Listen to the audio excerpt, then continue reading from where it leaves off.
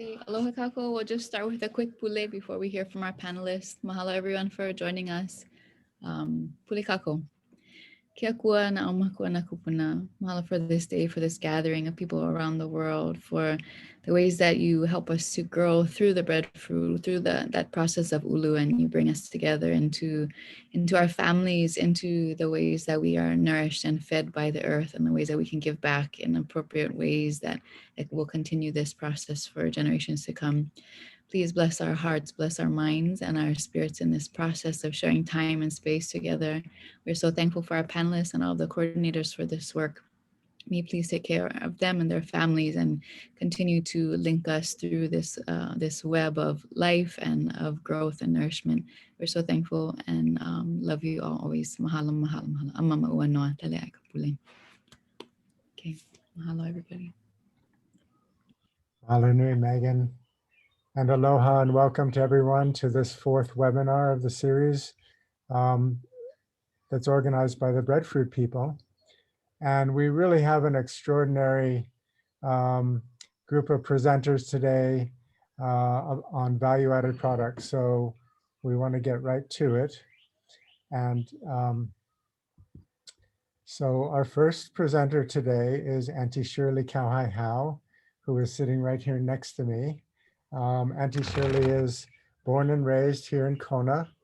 And, you know, many of us have worked with breadfruit for many years and studied breadfruit and researched what we can do with breadfruit and worked with it. But none of us is connected as much from the heart as deeply as Auntie Shirley. And I've worked with Auntie Shirley. Many of us have worked with Auntie Shirley on breadfruit for several years, since 2011 intensively. And she has a way of connecting with people that is just very special. So she's agreed to speak a little bit about how she has adapted conventional recipes, well accepted and adopted recipes, and put breadfruit into them. So I won't take any more from you. Well, aloha, everyone. Getting back to what Craig has just said, I grew up with Uulu because my grandfather, that was his favorite, even though he was a kalo farmer. During Uulu season, that was his preference for starch. Hardly any rice, either Uulu at the time, along with what little taro we also had. Over the years, in fact, right now, I still have a tree that was planted by my grandfather over 70 years ago. And it's producing, and I love it. What I found out, though, recently is it's not the Hawaiian variety. It's the ma'opo. And I remember when he got that plant and brought it home and planted it in the yard. A number of times my son severed the tree and it just came right on back. So eventually I just said, just leave it alone, let it grow and see what happens. Anyway, as far as adapting recipes, I really like doing that. It's somewhat fun to take and like a food that we've had for generations, but from other cultures and adapting it. One of my favorites has been one of our own, which is poke. But taking ulu and substituting that for the fish in the recipe. And that's the only substitution, is replacing fish with the ulu, dicing it and adding all of the ingredients, and then it really comes out wonderful. I've tried it at weddings, part of the menu, and it's gone well. Recently, something I tried was several weeks ago, was doing sushi, replacing the rice with grated ulu. So I had steamed ulu previously a couple of nights before and had it sitting in the refrigerator. I had like a half an ulu still left over. So I said, okay, well, maybe you can do sushi with it. And so took the vinegar sushi mix and added a little bit to the ulu. Oh, I grated the ulu, by the way. So it had that consistency almost like rice. And then added the sauce to it and served it like you would a poke bowl. So it had the ulu as the lower level, the first item, and then diced up cucumbers, peppers, other items, along with and carrots, and served it just that way. And according to my best critic, who was Craig, it turned out quite well. And so that's the latest thing that I've done. Of course, there's that lomi ulu too, where the fish or the salmon in lomi salmon, it's the ulu that's taken the place of the salmon. And so you could still have the onions, the tomatoes, all the salt. And that's gone over very well with my family, as others that I've shared it with. I've done it on Maui, and that was well accepted, and on Kauai when we did a presentation out there. So it's just taking something that we consider like an everyday food and just changing some of the starch, especially the starch in it. That's gone over great. Recently, I stuffed the aurage, the cone sushi, with that ulu, spiced ulu sushi mix. Ulu, that tasted really good. I'll share it on Maui when we get out there, John. Right. But yes, Ulu it doesn't have any limits as far as I'm concerned. Just use one's imagination and go for it. Thank you, Auntie Shirley. So can we make these recipes available to breadfruitpeople.net or .com? I don't see why not. Okay. So the recipes that Auntie Shirley has been demonstrating on Maui, at Laulu, and around the Pacific in 2019, we'll make all of those available through breadfruitpeople.com. It's fine with me. Why not share when one can still share? Thank you so much. You're welcome. So, my pleasure. Let's go to our next presenter. This is Richard Bayer in Fiji. Yes. And Richard is a food scientist who has a long career in food science. And he has made his major work focus more recently in his career working with disadvantaged groups to initiate food processing and to add value to indigenous crops. And he has worked throughout the Pacific. He's well known throughout the Pacific and the world in this type of work. So we're very privileged and honored to have Richard with us today. Thank you very much indeed, Greg. Could you engineer my slides, please, while I start my timer? I'm very conscious of not going over time.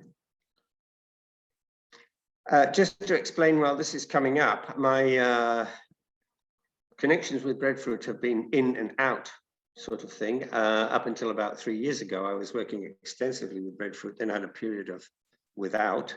Are you able to get them? Are you able to get the slides? But just recently, I've developed an intimate relationship with Breadfruit over something which may surprise you, but we'll work through that. If I pull it up and press screensaver, will that? Right. Let's skip that one, Craig, please. Can I just say next to you, please? Next. Yeah, I don't want to dwell on the micronutrients. We don't normally eat breadfruit for micronutrients, but for completeness, there it is. There's some minerals there. Next, please. This is an interesting slide. This is roughly the makeup of the carbohydrate content according to the variety, and believe it or not, the maturity. The carbohydrate content varies between 53 and 76, and it also varies a little bit on the way in which the analysis was undertaken. I want to point out something to you here, which is slightly different. Alpha-1,4-glucose and alpha-1,4-1,4-6, which is amylose, or amylopectin, are common amongst the cereals. Alpha-1,2, which is found in breadfruit, is not. It's a very uncommon it's a starch, and I suspect it's very slow to digest, which may account for the moderate glycemic index of the starch of the starches in breadfruit. A little bit of fiber, more or less insignificant protein. Next, please. Yeah, there's an opportunity to undertake, because there are natural enzymes there which actually are analogous to the cereal enzymes. There is an opportunity for some post-storage fermentation. And in fact, if we move on to the next slide, we will see that some of the traditional processing techniques indeed do play on fermentation. In some of the Micronesian islands, for instance, it's sea soaked, and the salt holds back some competing organisms, and some of the lactic organisms can work, and it's a lactic fermentation, so it's quite sour. Some are wrapped in leaves, and some are deliberately fermented in pits. If I can just dwell for a moment on dried, baked dried, and dried in wood ash. These are traditional methods. To dry, however, in normal ambient conditions, you're looking at a prevalent relative humidity of around about 30 or 35% relative humidity, which is rare. It does exist in many of the equatorial atoll states, but it certainly doesn't exist here. And if it's raining, it's no good. Next, please. Great. Yeah, its preservation is now more or less institutionalized. Freezing is common. Those are the techniques, and you just go through to storage at -18. And we are doing that here, and there's some going out from Samoa too, vacuum sealed, frozen, and it's going to our normal markets, which are Australia, New Zealand, and the west coast of the United States. Next, please. Have the next, please. Yeah. This is, sorry, I'm no photographer. I really am no photographer. This is actually vacuum sealed pieces of breadfruit on a production line going into a freezer. Next, please. Yeah, now drying. If I could dwell a few minutes on drying, really you have to dry down to a moisture content of around about 6 or 7%, which equates to a relative humidity of around about 3.35%. It's expensive to dry using electricity. You can have a half decent fist of it if you solar dry, and these are slices here, solar drying in Vanuatu, but they have to be finished. Now, if you're planning to do commercial drying using electricity, the cost of drying rises exponentially as the moisture content drops in a negative exponential. So it's very expensive. And the way around it, if I could have the next, please. I think it's the next slide. Yeah, perhaps I'll talk a little bit about this, but what we're doing now in Fiji, amongst some people, is that we're not drying at all. Well, we're making a paste out of it, and we're adding the paste to dough, to ordinary flour dough. That saves the cost of drying out to a powder. This is an interesting exercise. This is breadfruit paste, which is screwed through a handheld extruder into hot fat. Next, please.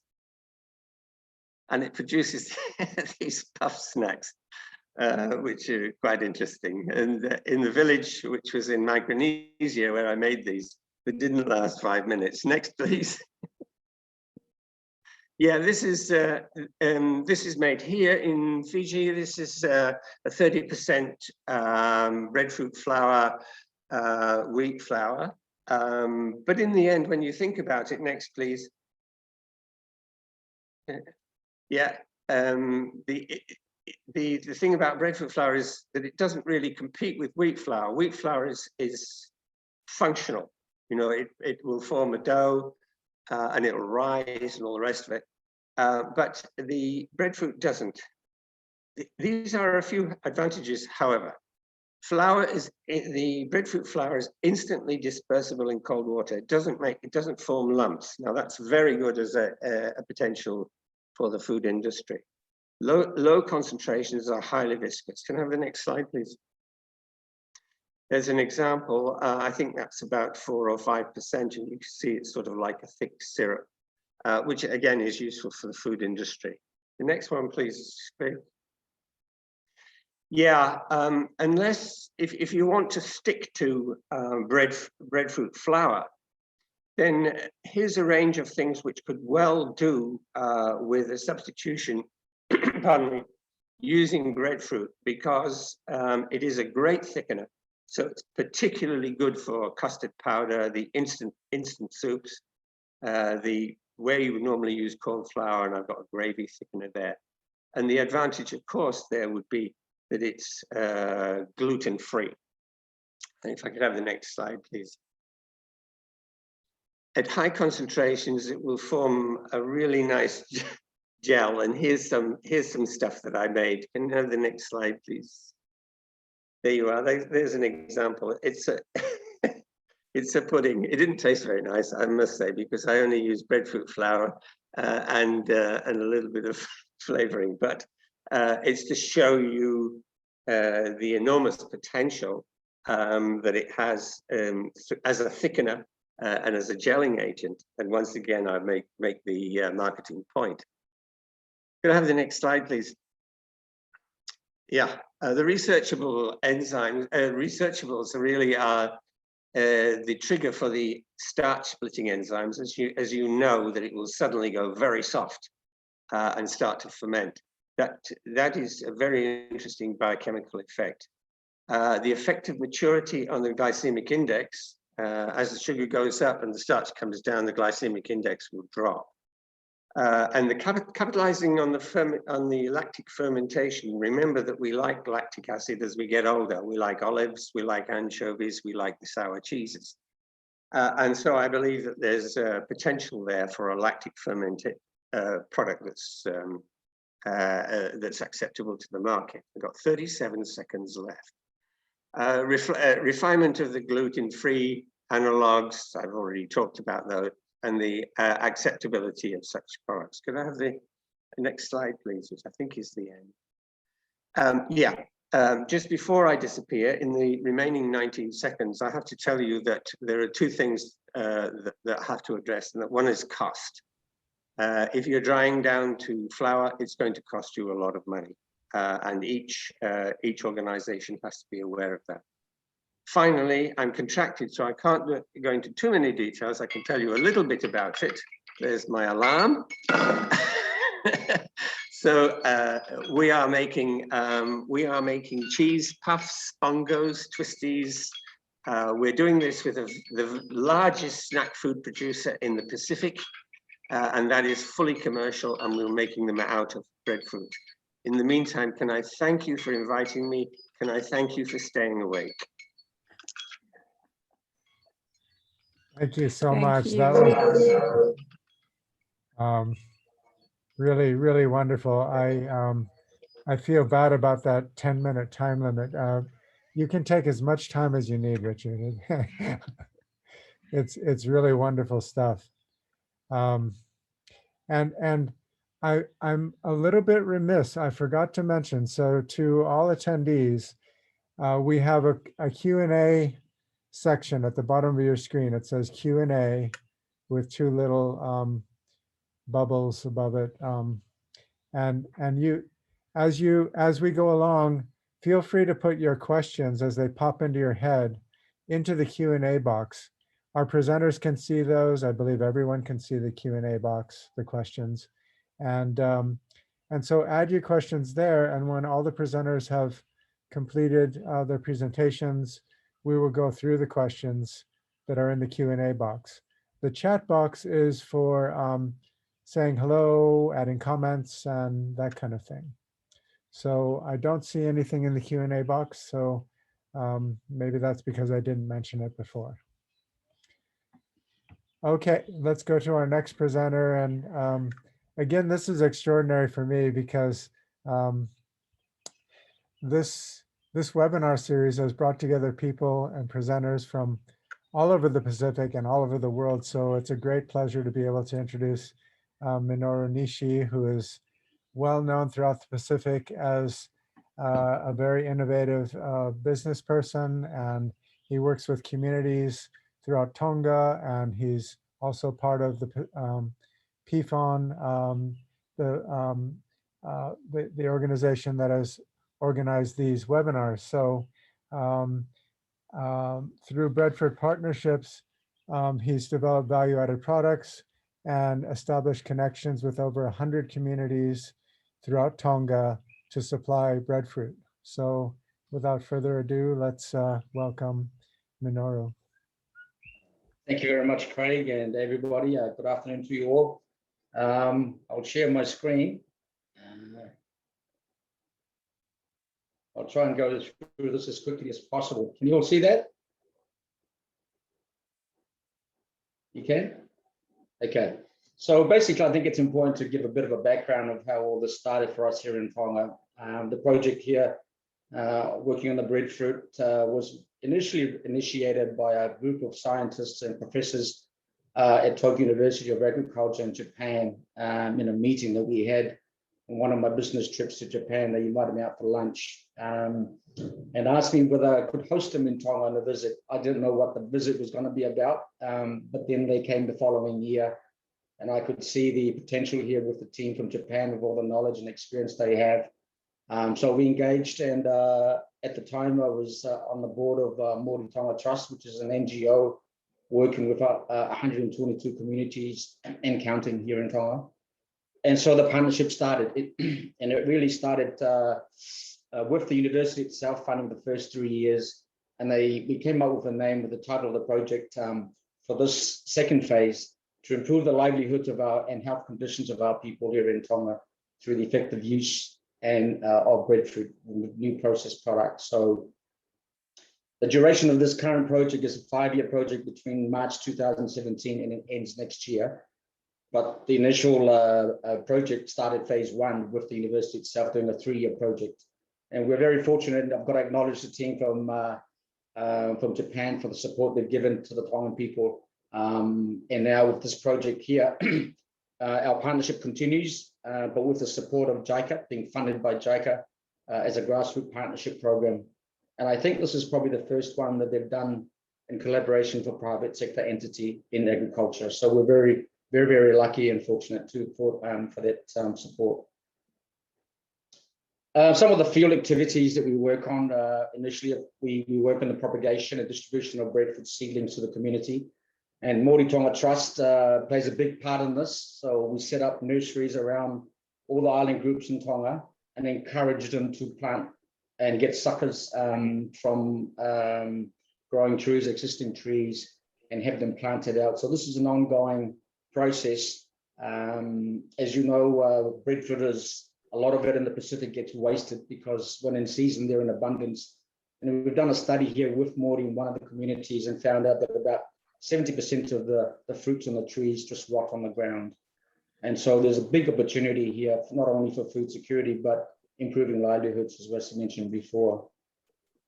So we get technical support from the university team and engage with PFON and other regional organizations to support us in, looking at how they do different, manage different, the trees, the pruning, harvesting, post-harvest, And we've been fortunate to engage with a lot of our skilled and experienced people around the region to support this work we're doing here. We also carry out a lot of awareness campaign with the communities, the women holding workshops and cooking.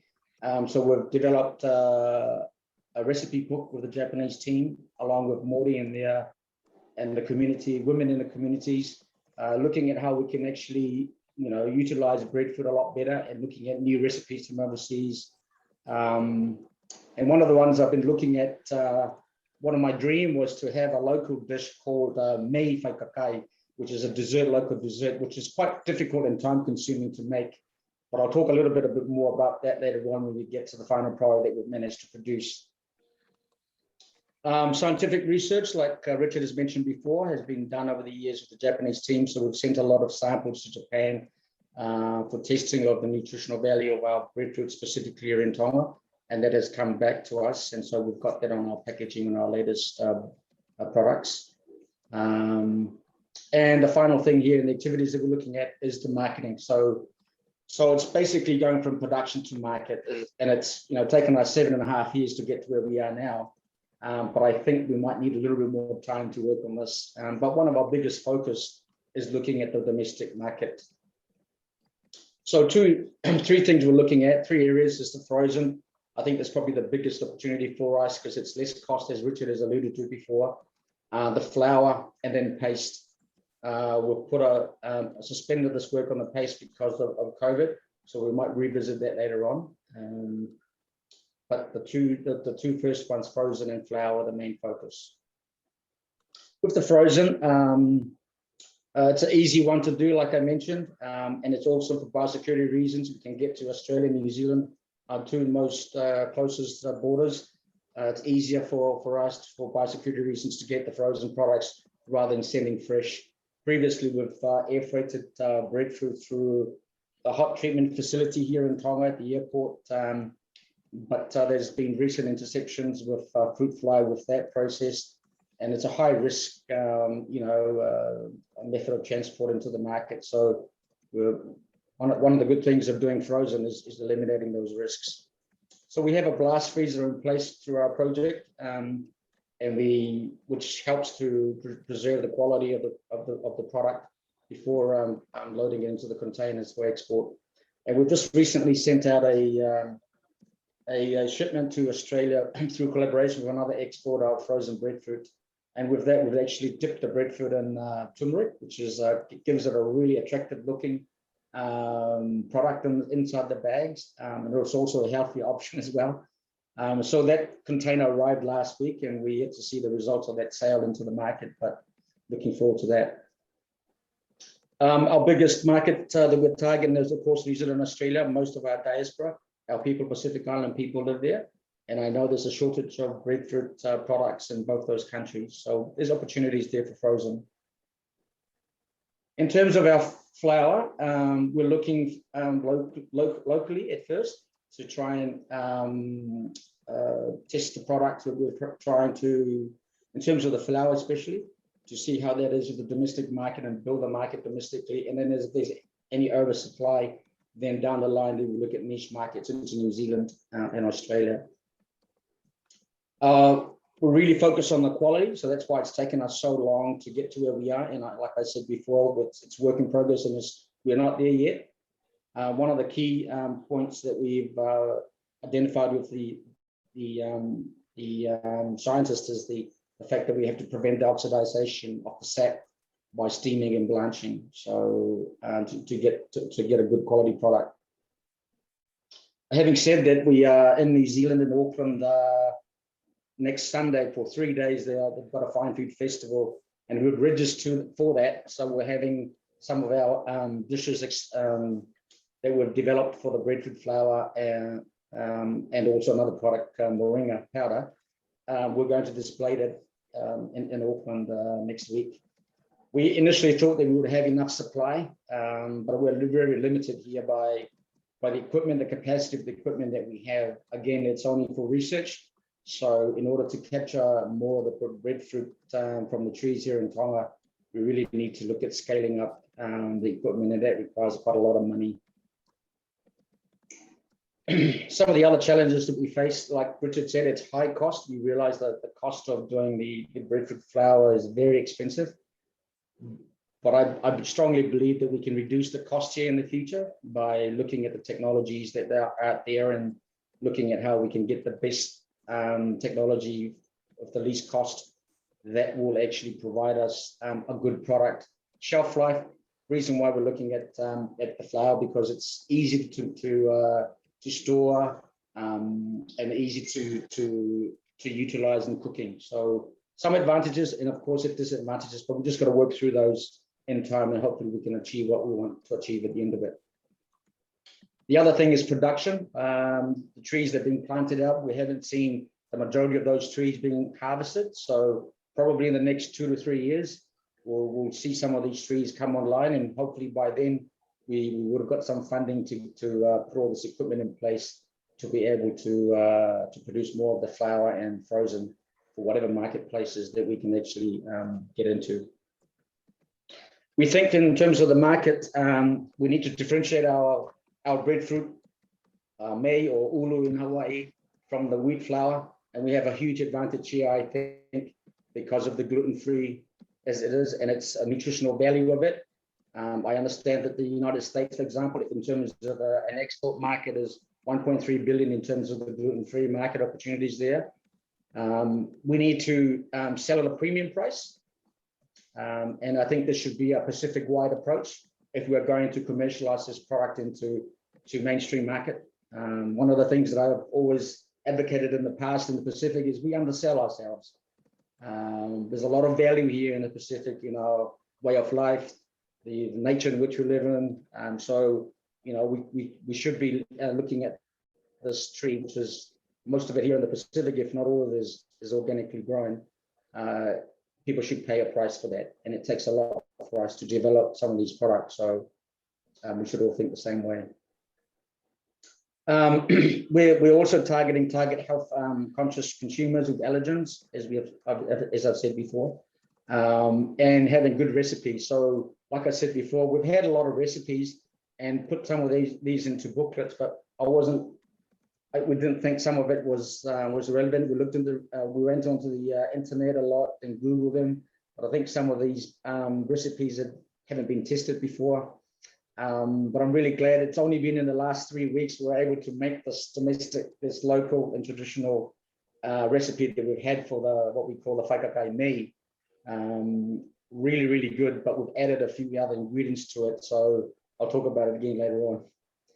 These are some photos of the recent royal visit of the Queen. So the Queen visited Māori Tonga Trust to see some of the work that they've done there. So the first picture on the top left there is the nursery where the Māori staff have nurtured these seedlings, and these get distributed out to the communities for planting.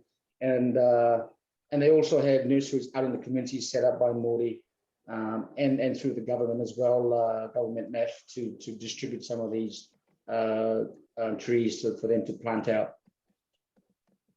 This is the Queen visiting a demo plot there at Māori, showcasing how it's been pruned, managed, so that it's easy for people to access and harvest. And then the fruits come from the communities in bins like this. Some of them come to us directly for frozen when we're processing it frozen. And if it's for processing into flour, they initially go to Māori for drying, which is semi-processing.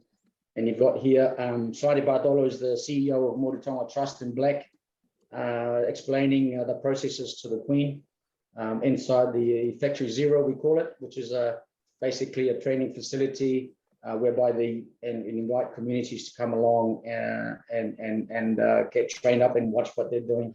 And at the bottom left here is a display where the Queen's looking at also other products that they make and look at seed supply of open pollinated seeds to try and have a seed bank here in Tonga for farmers. Once the fruit, semi-dried, it comes to us in these bags through our factory. And this factory here, we just got an audit done yesterday on it. This is our breadfruit flour in 500 gram packs for ½ kilo. This is what will be displayed in Auckland next week.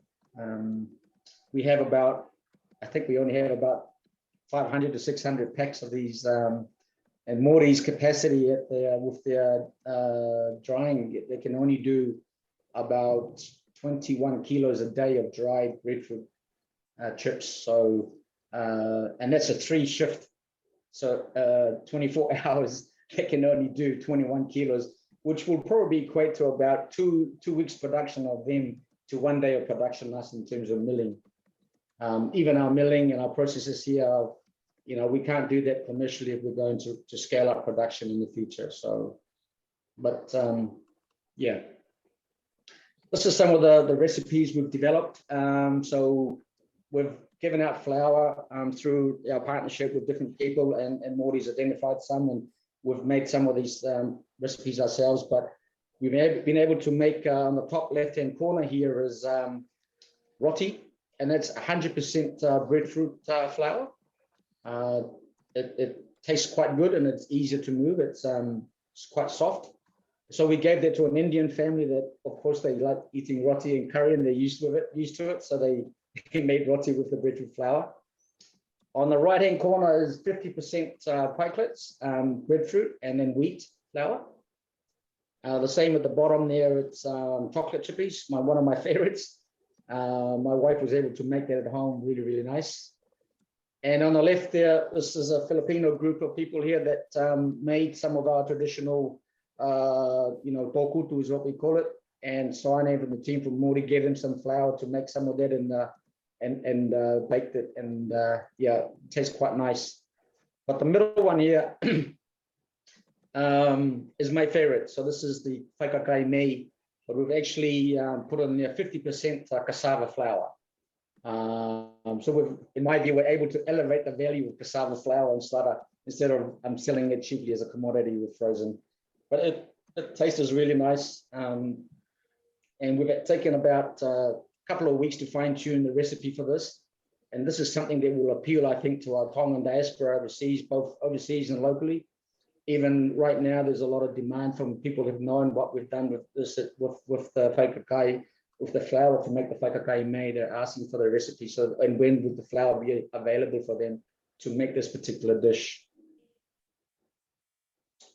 So let's just start. Oh, the last one here we did is the chocolate brownies. Again, that's 50% gluten free, and then 50% wheat. And of course, the other one, mei dessert, is 100% gluten free with the cassava in it. And this is the two plus the chocolate chip we're going to showcase in Auckland as a recipe. One traditional for our people and potentially others, but the other two we thought would appeal to the mainstream market in New Zealand.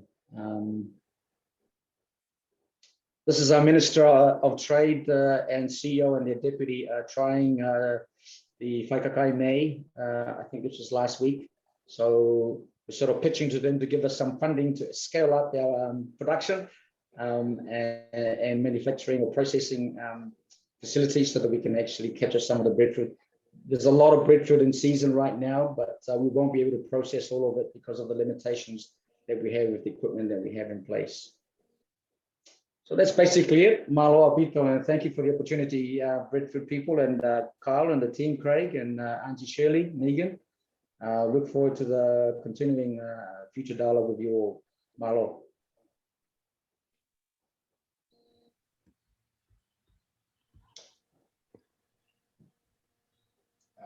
Oops. Thank you so much. Minoru, that was very interesting and very exciting. You've generated a bunch of questions which we will address later, but that was extremely exciting. Okay, let's move to our final presenter. This is John Cadman, who here in Hawaii, he's well known for his breadfruit products. And in fact, I would say when John came along about 7 or 8 years ago, I'm looking at Auntie Shirley because we were all astonished by the products 10 years ago, he's saying, by the desserts and the different creative products he was making and developing for market. So John has worked in the food service industry. He's passionate about our local food system and local food economy, nutrition, and he's also he's campaigning to get breadfruit planted at all Hawaii schools, and he does consulting for other value-added producers. So we're very fortunate to have him here to share with us about his experience developing breadfruit products. So John, would you like me to share the presentation? You know, you can. I also, actually, I pulled up my website. Maybe if I share, because I have the presentation too, but I have a nice picture of all the pies. So, Okay, great. Oh, yes. let's see how this goes. But yeah, thanks for having me. And how's that look? Can you guys see that? Oh, yes. Okay. So yeah, this is here's what I do. And you know, because I was thinking that too. And welcome everybody. And I'm happy to be here. And you guys can hear me okay, right? We're all good. Okay. Yeah, I was thinking when we were starting this webinar tonight, how long it's been, and I think it's just been about 10 years. Which sometimes I always, whenever I'm with Shirley and Craig, I feel like the new kid on the block, because they were doing this long before me, and I just, you know, I think the timing for me was just perfect. For where I was at, you know, as Craig said, I've been cooking my whole life, which is a really long time, because I started when I was young, and I'm going to be 60 this year. And I was asked to give a talk on breadfruit one year back at the Farmers Union meeting, and I think this was probably back in like 2011, maybe it's 2012. But anyway, I had heard somebody say something to the effect that Minoru had just shared, and that was that the majority of the breadfruit that's grown here is not utilized, falls to the ground and rots. And I just thought, you know, that really stuck with me, because I've always been somebody who likes to utilize things that, you know, were wasted.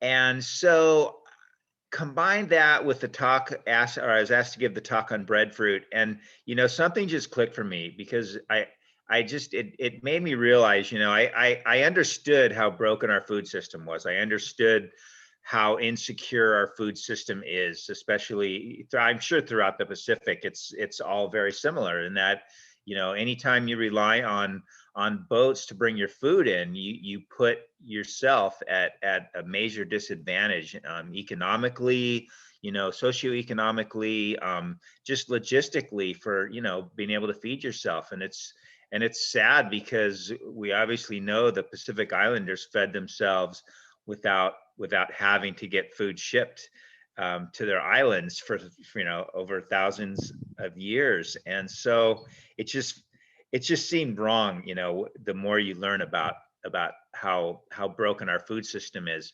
And then when you find a product like breadfruit, among many other things, though, that grows readily in the islands but is not getting utilized, you know, and at one point was held in such high esteem as a, you know, not just a food product, but also, you know, medicinally and for cordage, and you know, they sometimes even think that people came from Tahiti to Hawaii in canoes made from breadfruit, because they don't have koa in Tahiti. So anyway, and I know they make surfboards out of it. So to have something that just gets kind of pushed to the side, I just felt really bad.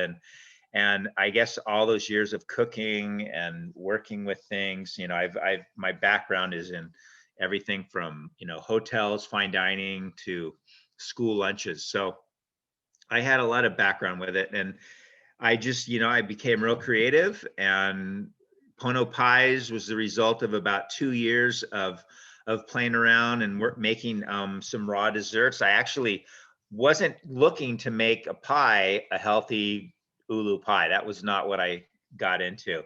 But one time I was driving back from Hana, and I had found this one breadfruit that rolled off a tree onto the side of the road. And so I picked it up and threw it in the back of my truck. and I forgot about it. Neglected it like all the other breadfruit on the ground. And about 3 days later, I found it. And of course, it was nice and ripe and soft and aromatic. And that was when I had this aha moment to incorporate Uulu, steamed ripe Uulu into the pies. And as you can see here, these are 6 of the flavors I do. I do a few more. There's one, a seasonal flavor. I do a pumpkin. And these pies are about 35% breadfruit. I use macadamia nuts. And depending on what flavor, like for example, the Molokai sweet potato haupia, I got the inspiration for that when I was on Molokai, and we were giving a talk on breadfruit with Diane Rigoni. And if anyone has been with Diane, they know that Diane loves ice cream. So we went into Dave's ice cream shop in Kaunakakai, and I'll never forget, they had this sweet potato ice cream that was super purple, delicious, lovely. It looked so good. And that was the moment I realized, oh, I could combine the sweet potato with the breadfruit. And then I did a haupia layer. You can't see it there, it's on the bottom. Anyway, that's one of my most popular flavors. Then there's, the banana coconut cream that we use local apple bananas, of course, with the breadfruit, because that's kind of the binder. I use local honey. And so anyway, these pies, not only like if you've, ever eaten them, are they delicious? But they just basically check every box as far as something that's locally sourced, that's healthy, that's gluten-free, dairy-free, processed sugar-free. And so they've been received very well here. In fact, like today, I just shipped out 10 cases of pies to go, to Kauai and the Big Island. I don't know if TS Restaurants is real big in Hawaii. They own like Leilani's, Hula Grill, Duke's, Keoki's Paradise. And so my pies are in all those restaurants. Anyway, I won't tell you too much about all that. That's enough of that. Oh, and then here's the other thing, Maui Ulu hummus. That is something we do. I decided that we needed a savory product, not just sweet. And so I make, here's the 2 labels for them. I do a regular and one with Hawaiian chilies to make it real spicy. And so, yeah, again, it's been really well received. Challenges, what's holding me back from, getting bigger? Again, just to kind of touch on kind of the things that Minoru said, same thing here. When Ulu's in season, we have a hard time processing it all and having the storage for it, because, I can use steamed, quartered, and frozen breadfruit, all year. And fortunately, that's what I do. I stockpile it in the off season. But, in order for me to scale, we would have to have the equipment and the facility to scale it, for processing it, and then also storing it in the freezer, that's our biggest challenge. I think we've all seen the potential for Ulu products is just huge. Mariposa from the Big Island came over to our Ulu festival 2 years ago, and showed me how to make tamales. And so we were doing that at our farmers market for a while, and people just love it, but again, it's just, being able to scale a product. And we could do a whole web presentation on developing, products. That's, there's so many facets to that. I think wherever you're at in the Pacific, I think we all face very similar, barriers of entry. And one is we're so isolated that anything that you're not using, you have to ship in, so trying to, I think, keep products as local as possible, obviously. So there's less products you have to ship in to be, for whether it's for packaging or for other ingredients. But also you want a product that you don't necessarily have to ship off island to make money. A lot of times people think that the only way to make money is by exporting and and scaling up so big, which, you know, I'm not completely against, but I think that like in Hawaii, you know, we're still importing tons of potatoes every year, you know, tons of frozen French fries, you know, tons of food product that Uulu could easily replace, you know. So I think there's, you know, product development is huge. Richard, I want to come, I want to come see those new products you guys are developing. That sounds really interesting. And you know, it's funny, for what I'm about to say is, even though I'm a commercial, you know, value-added food processor for Breadfruit, my goal, my vision, I should say, and if you can look up there, our mission statement is dedicated to restoring breadfruit as a major food crop in the Hawaiian Islands. I would like to see it where there's enough breadfruit grown that it has no monetary value. I heard there's an island down in Micronesia called Kosrae, and breadfruit is so readily available that nobody ever has to pay for it, because everybody has it and they store it for, you know, for when it's in the off season. And I really, I'm not about trying to sell breadfruit to everybody. I think everybody should have breadfruit available, whether it's through their own tree or a neighbor's tree, you know. But we obviously have a market for value-added products. You know, Hawaii is, better for worse, fairly dependent on tourism. And, you know, right now, I could be selling the bulk hummus. I am selling it to Hilo Hawaiian and the Westin Resort Maui. They use it in their, like, you know, appetizer plates. But I don't have enough breadfruit, so I can't make enough of it, you know. But the hotels want it, and the tourists, you know, it tastes delicious. It's actually, I think, better than regular hummus.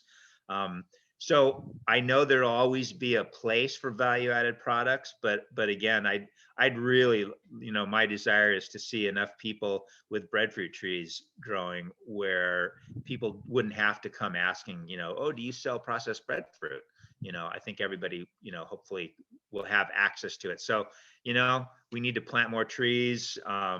We need, you know, to have processing facilities that are able to scale and handle the breadfruit when it does start to, you know, grow. I got into this before a lot of people were growing it on Maui, and I used to have to source my breadfruit from people's, you know, go around and asking people to pick their trees. And fortunately, no one really uses it, and there's always extra, so they don't mind selling it or trading it for pies. But you know, it's been a long road, but you know, it's funny because now there are a lot of, you know, people that are planting, and you know, it's definitely changing. It's nice to see. And I know I'm probably out of time.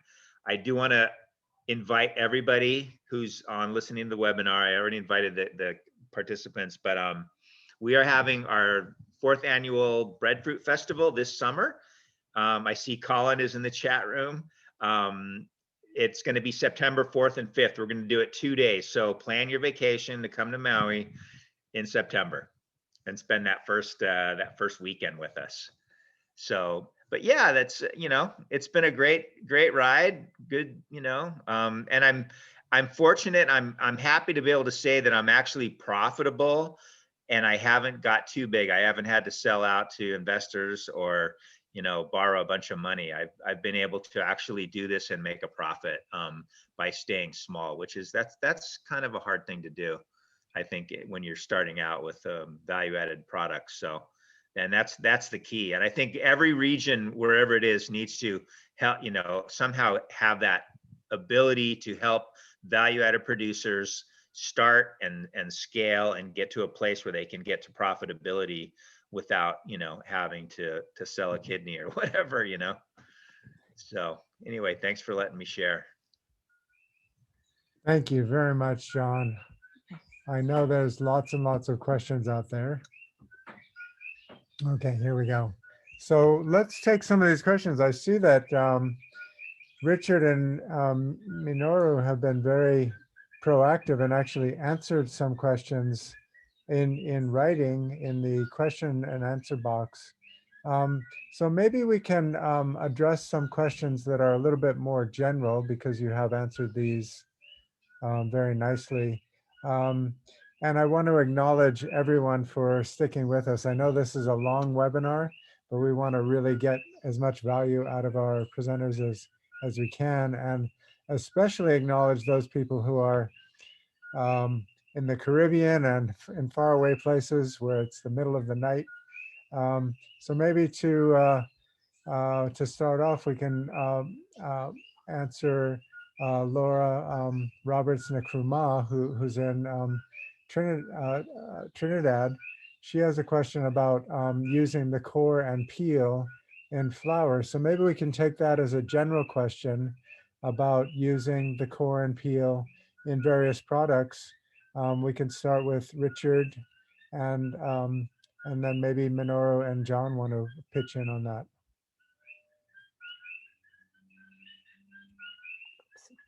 Oh, let's, you have to unmute. First of all, thank you very much for all my co-presenters. As always, I learn more than I say. So thank you for that. I wonder if I could just make one quick point, that maybe a take-home message from me. It's not just flour. Breadfruit offers so much more, but we've heard a lot about flour, and the recipes look great, and I'm confined to scrambled eggs tonight, much to my deep chagrin. About the core, yeah, during drying, it is possible to use the core. It should be sliced. If anyone wants to know about the actual techniques and the importance of drying, for heaven's sake, please email me, because it's a complex issue. It relies on surface area, relative humidity, and the fact that you can remove the air and maybe heat the air if you need to. So please email me separately, and I can give you a longer, more informative answer. We use the core to a certain degree, and then it depends on the strength of your mill. If you have a mill, if you've sliced your breadfruit, if you have a good mill that will take it down to fiber, there is no problem. If, however, you're a relatively cottage industry, then it's more likely to send the cores to the pigs. The skins will discolor, so be careful there. If you want to put the skins in, it will discolor the flour, but that may be a marketing advantage. Thank you.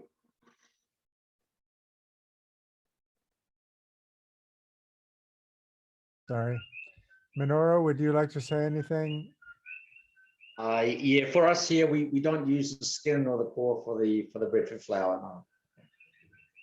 Do you use the peel? No, we don't use the peel. No. Okay.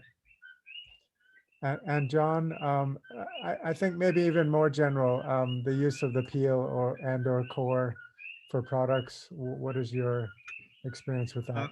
For me, yeah, I core. I get about 90% of the core out.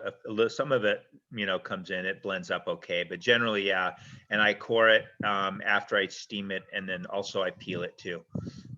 And fortunately, I have a pig farmer that comes by every day, because we have a produce store right down at the end of our building. So yeah, I have easy ability to get that stuff, out to the pigs.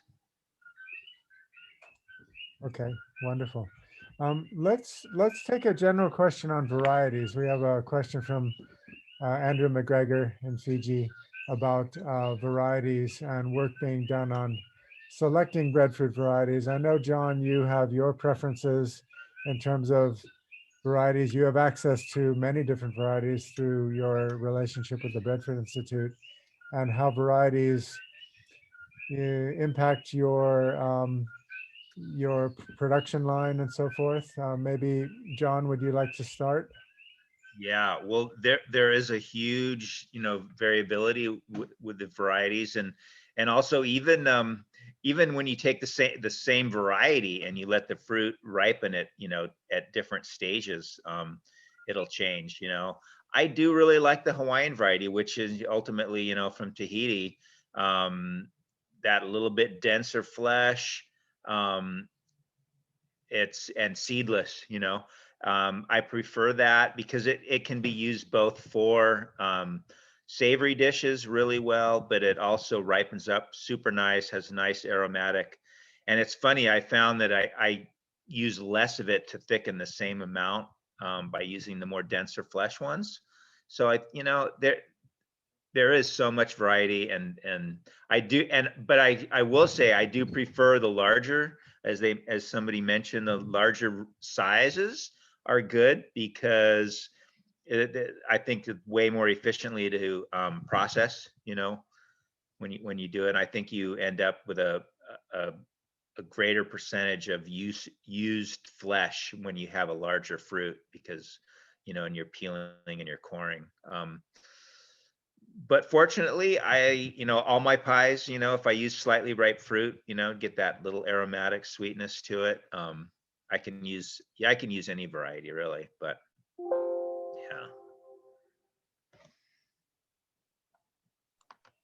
yeah. I wonder if I'm allowed to make a small point. Thank you very much, John. There is no doubt about it that the biochemical changes in breadfruit as it ripens are enormous. They're the same as they are in potatoes. You know, starch is there as a storage item, and when something is about to germinate, the starch is used. It's broken down into sugar and used. So maturity is probably as important, and I bow down to all your greater knowledge, but I suggest that it's probably as important as the variety, the stage of maturity. And you get that from experience. You know, I have no experience, but the people I work with know exactly when to use the breadfruit. Thank you. Very interesting. Thank you. And Minoru, do you have some thoughts on variety? Yeah, well, what we've found in the frozen, we've processed so many different types of varieties here, and I think we only have about 8 or 9 varieties here in Tonga, but we found one particular variety, the low toko. That's the name that we call it here. That's the best variety for processing into frozen. It doesn't discolor as quickly as much as the others, and they come up quite nicely after peeling and when washing. In terms of the breadfruit flour, though, we don't differentiate. We process whatever we can get in, and it seems to be okay. Yeah. Okay, thank you. Okay, let's move on. We have a question for Auntie Shirley here. Are you ready? You do? Yeah, this is from From Tamra. Tamra? Yes. With your experience cooking with different breadfruit varieties, do you have a favorite variety? Well, if I'm doing poi, which is our staple when going back to my grandfather, that's what we always had. I would say the Hawaiian. Over the years, I've been able and really thankful that I got to try the pu'o, and I like that variety. Also, the ma'opo, which is in my yard now. I really thoroughly enjoy the ma'opo. And almost everything I do now, because it's so easily available since it's in my yard. Thank you very much. Welcome. I thought you were going to say any variety that I have on hand is my favorite. I get a little picky. I wonder if we could address a general question about the cost of production in our various island states and how that is affecting both markets, choice of markets, and so forth. In other words, the cost of flour production in Indonesia might be much cheaper than in any Pacific island. So that would affect perhaps what markets we choose or what products we choose to make and so forth. So I wonder if the three of you might address cost of production issues and competition within the global food chain. And can we start perhaps with Minoru? Yes. Yeah. Thanks, Craig. Yeah, the cost of production in Tonga is very high. Like I said, part of it because of the limitation for the equipment that we have, and the fact that how Māori works with the communities, the reliance on their staff going out to actually picking at the moment to ensure that they get the right, pick the right variety or the right maturity, and then, making sure that they're not throwing, the communities are throwing the breadfruit from harvest and so forth. So there's a lot of work still to be done in terms of capacity building, and also getting the right equipment to reduce the energy costs, given that it's only a research project.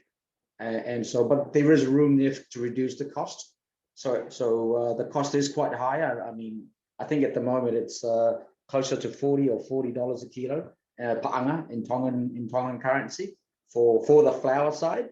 So that's why the option of having the frozen is a lot cheaper. But I think looking at those numbers, I think we can actually bring that down significantly. Looking at renewable energy and getting a better equipment with scale, economies of scale, will be able to reduce that cost down significantly. Yeah. For that. Richard, do you have some thoughts on that? I know you're working now with products that might be exported or used in the local food system. Oh, we export. We have an established export industry of frozen. In terms of costs for dry, well, let's take frozen for a start off. It is competitive with nearly all the starchy staples, which we also export. So taro, breadfruit, vundi, banana, etc. We export those frozen, not too much vundi, but nearly all the starchy staples, and it's comparative, it's dependent on the cost of energy. In terms of drying, there are a few little side tricks that are possible. For instance, if you live in a relatively dry environment, you can take the first 5 or 10 or maybe even 15% moisture out by sun drying, and then just use electricity for the remaining drying. But as I said during my talk, the cost of energy uses rises exponentially as the moisture content comes down. And what we haven't determined yet is the perfect moisture content, because it's probable in the operations that I've seen that they're dried too much. And those last few percentages of moisture are very, very expensive. So it's something which needs very, very careful planning. And there's lots of other techniques, making sure you slice properly, etc., etc. That's about all. Thank you. Thank you very much for that. And John, cost of production, I know you talked about import replacement regarding potato and so forth. Yeah, well, Richard, I don't think you have to worry about Hawaii ever competing with you guys for breadfruit flour production, because our cost of the raw fruit is so high here. I don't think we'll ever get to flour production profitably, possibly if it's used in value-added products like pancake or waffle mix or some kind of baking mix. But given that, you basically it's a 4-to-1 conversion, you get what, 25% of your original amount. Oops. We just lost John for some reason. Okay, well, he'll be back. Oh, okay. There he is. Okay, we lost you for a moment, John. Hello again. Oh, we lost you we again. can't hear you.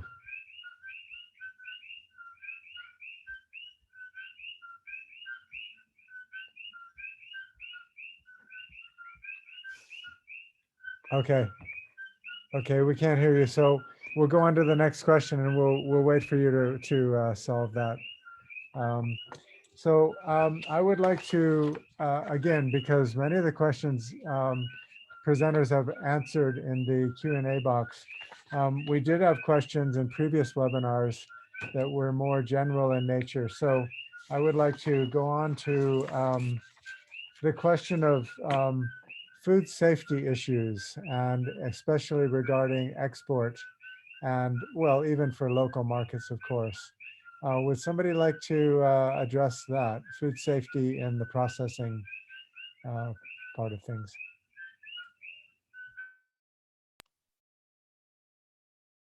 Perhaps I'll just take the lead here. All members of the WTO, which includes Fiji and many of our joint webinars, you are committed to Codex Alimentarius and the standards that are in Codex. You've got no choice. And there is a Codex standard for breadfruit. Well, there's a Codex standard for vegetable flours anyway, and you must stick to it. The major issue is that there are what we call horizontal standards, which cover all fruits and vegetables, and that is pesticide residues and persistent organic pesticides and other undesirables. And then there are other things like additives. Incidentally, it is possible. Yeah, I'll talk about additives to anyone who wants to talk about additives later, or contact me directly.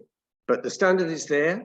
Other organizations impose their own standards. When Codex was originally mooted in 1949, it was designed to cover everybody for everything. In fact, now there are cartels that have produced their own. There's now FSAN's, Food Standards Australia, New Zealand, US FDA, Europeans have got their own, ASEAN have got their own. So check your market, find out what they want and stick to it. But there are standard practices for the hygienic production of food. I have just written a book, which is on the point of being published, about small-scale processing and small-scale handling. That will be launched through PIFON, and I think Kyle will know more about that. I have to do a little bit more work on that, but the narrative is there, and that book will be available for small-scale processors, and it is Codex linked. Thank you. Thank you very much. Would you like to take a crack at this, Minoru? I know you're exporting a little bit. Yeah, we're familiar with the food safety systems. That we've just basically got audited for the new factory yesterday and today, actually. Yeah, it's a very important part, and we were quite serious about making sure that the product's at its optimum for safety. So there's a lot involved, as you're probably all aware, with HACCP and the procedures you've got to put in place, checking every little thing that happens in the factory and around it.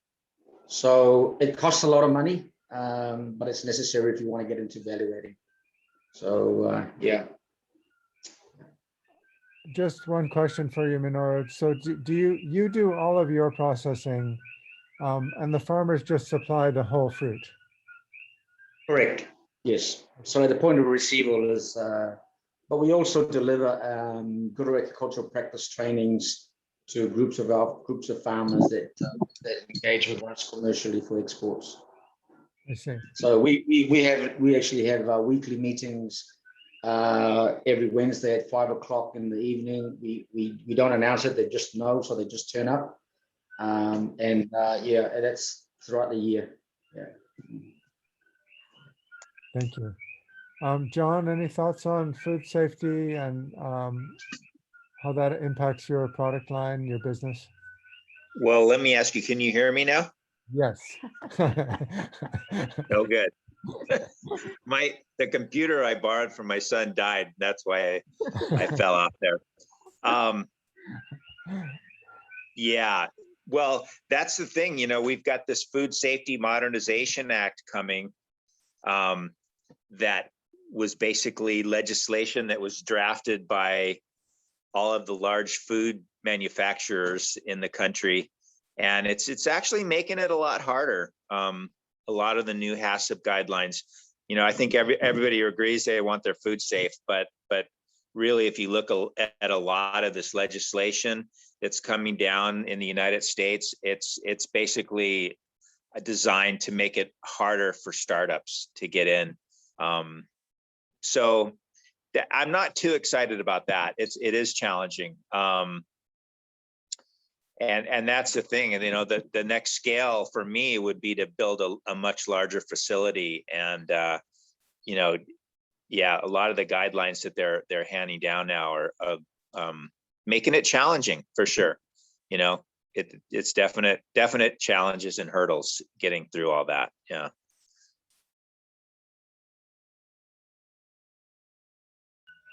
Okay, thank you very much.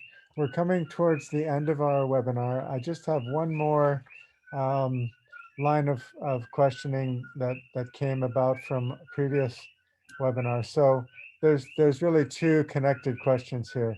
How can the value added to breadfruit products stay in local island economies? And a related question is, do you have any thoughts on strategies that could be used to increase breadfruit uptake by our Pacific peoples? So the first one is about keeping the value added in local economy. And the second one is increasing the adoption of breadfruit foods in our local island food systems. Who would like to take a crack at that? Okay. I think, Craig, we just keep doing what we're doing here as a way of, advocacy role for the Pacific. And the more sessions like this and the more people we engage with, innovation is important. So bringing up recipes and ways of cooking it in ways that we haven't done before, sharing your experiences from Hawaii, like some beautiful recipes that Auntie Shirley's got. I haven't seen all of this before, so, and you'll get to taste some of ours maybe. But it's all this, we're one big family. Sharing that information will create a lot of interest, and a lot of people outside the Pacific will want to know what we're doing.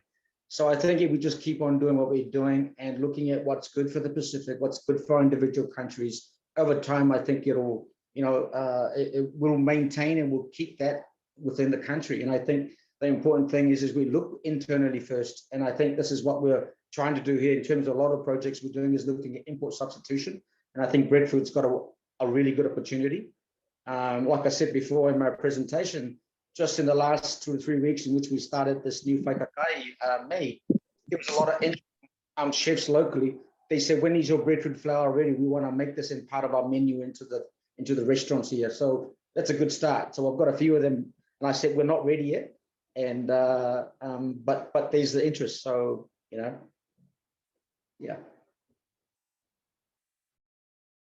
Thank you very much for that.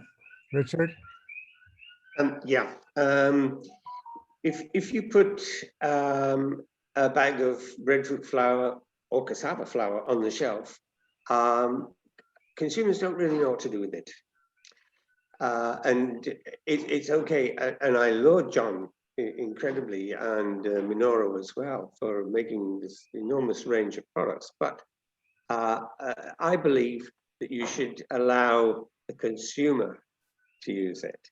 So where we found success is actually, I have to be honest and say that it's not in breadfruit flour, it's in cassava flour. Where we had success was making up biscuit mixes, where at home an egg was, or some water was added, or milk or something like that was added, baked into a biscuit. We made a gravy mix where water was simply added. And we made a cake mix where an egg was added. And these products are very successful. The home bake cakes and so on throughout Europe, they're very successful because then you've taken it to the next stage. You have not just kept it just to John and his products, but you've opened up breadfruit for a much wider part of the community. Your market expands enormously if you imagine what people are going to do with it, and then you do it for them. I honestly think that's the future. Wonderful, wonderful. And John, any thoughts on this? Yeah, well, I think ultimately it's determined by the choices that consumers make, right? Whether or not they're going to eat local. And I think people's buying habits are changing, and so they're realizing that we need to start supporting, local food communities. But again, the challenge for that is the food has to be affordable. I think people are willing to pay a little bit of a premium to buy locally value-added and grown products, but as a producer, I have to be very sensitive to that, and it's hard when you're a startup. So keeping your eye on cost to keep the cost down as low as possible, and that's that's a challenge for any business, right? But ultimately, in the food business, when you're starting small, and economy of scale is so important, I think that's the hurdle that everybody faces. So keeping the cost down, and then I think as people are exposed and learn more about breadfruit, they'll become a lot more receptive to it and trying things. I mean, it's easy to get someone to eat one of my pies, but starting to eat breadfruit chips or breadfruit fries, I think they just have to try them, and so I think as people's awareness is raised, I think the support for local products such as breadfruit is going to only increase for sure. So we just keep doing what we're doing. Thank you very much. And I would like to invite Auntie Shirley. Would you like to say, how have you seen people respond to your dishes? Well, I hardly do it except when I got, let me take that back. I share some of what I do with our volunteer group at Amy Greenwood Gardens. And so far, it's gone over quite well. My family are spread out throughout the Big Island. And so we don't, because of COVID, we haven't gotten together much over the last year and a half. So they really haven't experienced a lot of what I've been trying to do with the Uulu. Craig and a few of my local friends right here, I've been sharing with them, and it's working out quite well. It makes me feel good that Uulu is being accepted more by our local community. From what I've seen, I'm thinking perhaps one thing I should probably think about doing is doing small workshops to introduce the processing part to our local community, because people are somewhat afraid to get into the Uulu because of the sap and all of that. So that's the biggest hurdle at this point. I think you're a little bit humble sometimes. People, I've seen people taste your dishes and have a completely different perspective on what breadfruit can do. Well, thank you. Thank you for that. Thank you. Okay, so let's, I know we have a couple questions here, and there is a question about email addresses for the presenters. We can share those. We will share those by email later on. And I would also like to invite Kyle. Would you like to say a few things? Kyle is the Breadfruit People coordinator through PFON, and he's a horticultural specialist and really the quiet genius behind all of this. And I'd like to invite you to say a couple words before we close. Oh, yeah, I just want to say thank you. I mean, tonight and really the last 2 months has just been amazing to see the amount of goodwill from the breadfruit people that we've been engaging with. We have businessmen and established food scientists. We've had farmers and people just willing to share. And I think what has been so inspiring to me is that it's not just about logging in for an hour and a half. I've been copied in on these exchanges between panelists and participants, and they've been sharing information about dryers and about products and about varieties, and these are leading to solutions for people that are in remote places. And this is just so encouraging. And I just want to thank everyone, presenters tonight and over the last 3 panelists, and also the participants. And of course, we're looking forward to getting together in person. But for the time being, please continue to engage our website, breadfruitpeople.com, the Facebook page at Breadfruit People. We have a wonderful helper, Irene, who's just sent out our first newsletter, and there's recipes on there. And again, it's all because of people's generosity and willingness to work together. And that's making a wonderful network. And of course, Craig and Auntie Shirley and Megan for making sure that we are connected across the North and the South Pacific. This is another exciting part for PIFON and for the Breadfruit people. So I just want to say thank you very much, and to let you know that we are planning to expand our webinar series and hopefully to get some of the wonderful information and experience from the Caribbean as well. So stay tuned for an announcement on that later on. Thank you. Thank you so much, Carl, for making this all possible. Really wonderful. Megan, did you have anything you'd like to share? A lot of gratitude, and like Kai was saying, the ways that people are coming together over the breadfruit and the possibilities that are emerging to, you know, feed and nourish and connect with one another. So lots of gratitude. Mahalo nui. Thank you. Thank you. Thank you.